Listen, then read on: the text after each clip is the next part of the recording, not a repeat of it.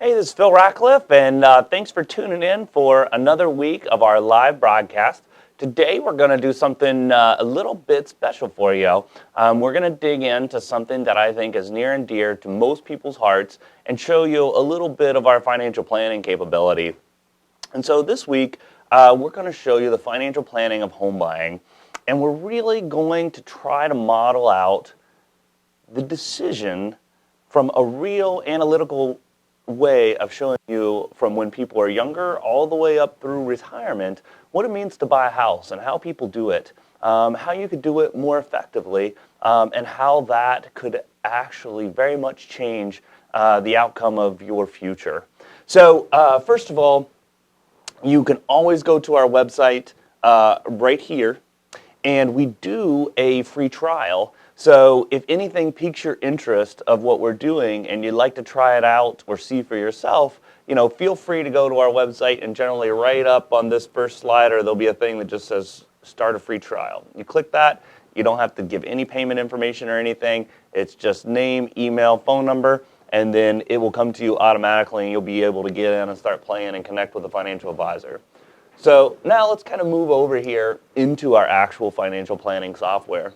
And really, let me let you see what it looks like when you log in as a client. And so generally a client will go through here and enter in all of their stuff, which I'm going to show to you for this young couple. They're actually the Youngs, John and Joanna. And you will be able to see that they're about 10 years from having graduated college. Their net worth is about $141,000. So basically, they saved up a little bit to try to put towards the house, and then they've been saving in their 401k or retirement through work, and that's pretty much it. There's still some left on their student loans, and they've got a couple cars. So that's really it, okay? They've got some life insurance through work. So, this is nothing fancy or big, but this is what it'll look like when they sign in. Now, of course, for our actual clients, their spending will show up here as well. But since these are sample kind of example clients, that doesn't show up. So let's go back to our side where we actually design the plans. And I just wanted to walk through just a little bit more, what are we talking about in terms of, what's their information. So John here is 32 years old, and Joanna's just a year younger than him. They want to retire, say 65, which is a normal average retirement age. They have two kids, 6 and 8. And that's basically just the basic details. Now their goals are, and we modeled all this in here, so it would really try to model out someone's life. We want to try to build a good retirement for them. We want to pay $25,000 each kid to help them with college. And we don't really want to leave anything left over necessarily for anyone else. So pretty simple goal for most people. So when we look through with what they have, we have that they have some checking and savings. Some of this may be cash flow. So it may not be that they have $10,000 in checking. It may be that they just got paid or what so. But again, this is really trying to model out someone's life, okay? Frank's got $50,000 in his 401k. Joanna's got a full 3B through the hospital that she's got $15,000 in. And then Joanna has an old retirement that she rolled over and put into a Roth IRA. And then they have their cars. That's really it. Then they have a 10-year student loan, which is only a couple years from being paid off, and a credit card that they keep a balance on, which even with savings, we find this very common that people keep credit card balances. So we try to make this as accurate as possible. Then we try to predict out, knowing what their income is, and then what they're going to get from Social Security. And usually we're a little bit conservative with these things. We model out what expenses are going to be between now and retirement and later on as they get older, and look at all the things that we're going to have to pay for multiple years. And then right now, since they're renting, there's a rental expense. And then, of course, they've got different insurance from disability from work and life insurance and renters and homeowners. And then we've got our taxes built into here. So this thing does a really good job of modeling things out. For now, we've got Frank contributing 10% to his 401k and Joanna doing 7%. And then there is an employer match as well, too.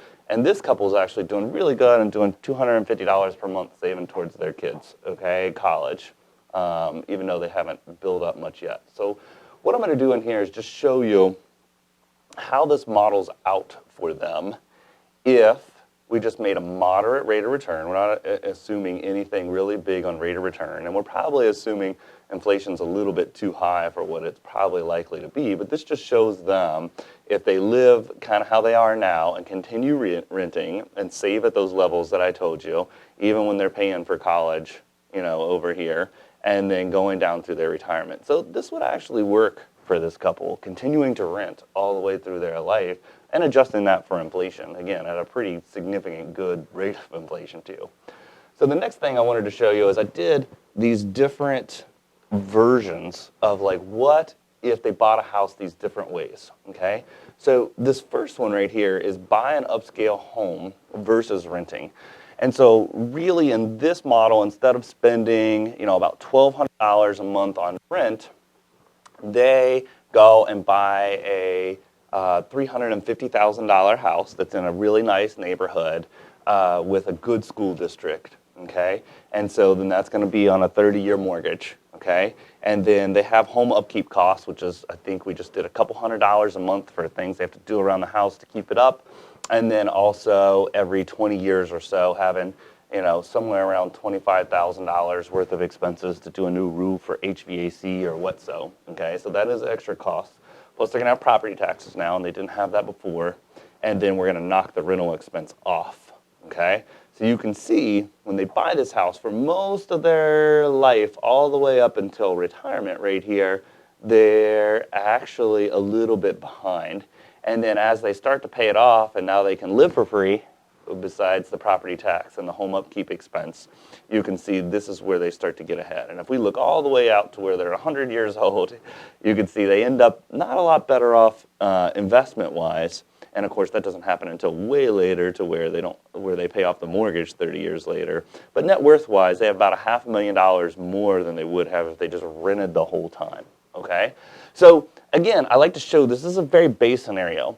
Because if you were to ask, most people that were past their 60s, did you buy one house and live in it your entire life? No, okay?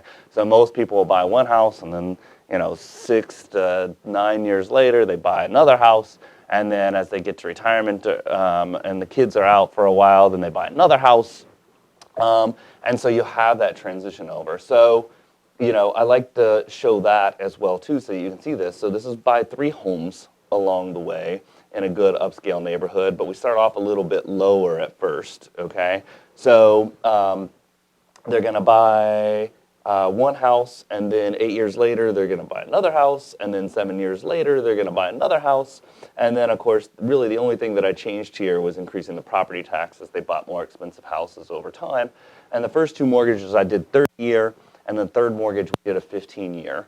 And so you can see once we do that, it is not as positive for people. Now, their net worth will still be up, but you can see it takes a lot longer to get there. So like when you look at, say, like when they hit retirement rate here, their net worth is not much more positive than if they would have rented the entire time. And so, one of the things that you can really take away from this is the more times that you're going to move or refinance and actually reset the clock back to where when you take out a mortgage, the bank is going to charge you more interest up front. So sometimes when you refinance and you get that bigger tax deduction at the end of the year, if you've experienced that, you think it's a positive thing, but it's not. You're really starting over again with the bank. So most of the time I tell people if they're going to refinance, don't refinance to a loan that's longer than how much they had left on the last loan. If you can't do that, it's probably not a good purchase for you because if you can't afford that, it's just not smart. So anyways, but this is what most people tend to do, so they nix out a lot of the positive gains from actually buying a house. And if you were going to move, say, 4 or 5 times, and you did enjoy like changing cities or changing locations or whatever, it's not necessarily going to be better for you to buy than to rent. Now, of course, we're really taking out, there's a lot of difference between geographic regions. So say, in the 70s or 80s, if you would have bought something in San Francisco or some of the hotter places in Florida or, let's see, where else? Vegas, you would have had huge appreciation. Now, there are other areas like maybe somewhere in New Jersey or in Michigan, like Detroit or Cleveland or what, so where your property values could have gone down significantly. So there's huge geographical variety, but over time, most real estate on average tends to go up on over inflation. And you really got to look at demographics as well too. So if we look at the baby boomers, things worked out really well for them because the population increased. And when we really look at their generation, that generation almost on average owns upwards of almost 2 houses apiece. We start to look at the millennial generation and they don't see home ownership the same way. So I would be surprised if every millennial owned a home, plus they're building a lot. So our population's not really increasing that much anymore. So demographically, I don't think you're going to see a huge shift towards big increase in property values like we saw in the past. But on the flip side, again, you just don't know what's going to happen in a particular geographic region. But even giving the historical rate, you can see that the general lesson is right here, that the more times that you buy, or the more times that you refinance, unless you had a really high interest rate and you're bringing it down, the worse it's going to be for you financial planning wise versus renting. So let's look here, and I put another one down here just to say, you know what, let's do an apples to apples thing, because when you buy these houses right here, you are actually spending more money. So what if we were to say we rent, but take the extra money that we would have spent on a house and John just puts it into his 401k. So this is a little bit more of an apples to apples type comparison if you were to actually save that extra money. And so once you start to do that, the houses over the 3 times, becomes pretty much even to where you're getting here, maybe a little bit ahead. But again, I'm being pretty conservative with the investment gains and high on the inflation. So you would probably net out, I would say, practically about even, and you'd be pretty good ahead, around retirement time, okay? So the last scenario I want to show you is, this is almost a strategy. You have to choose this because it is a difference in the life that you're going to live. Because when you just buy a move-in ready house in a nice neighborhood with high property taxes and a good school system, you're basically going to move in and you're just going to live there and you're going to live your life.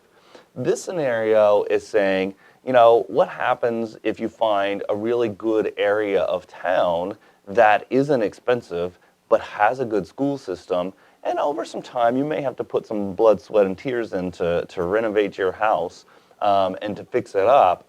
But you can actually do this. There's multiple places around our own city in Columbus. I live in one of them, for example, in Obetz in southeast Columbus, where you can buy a really good house that is almost as big as some of the $200,000 to $300,000 houses in the more expensive areas.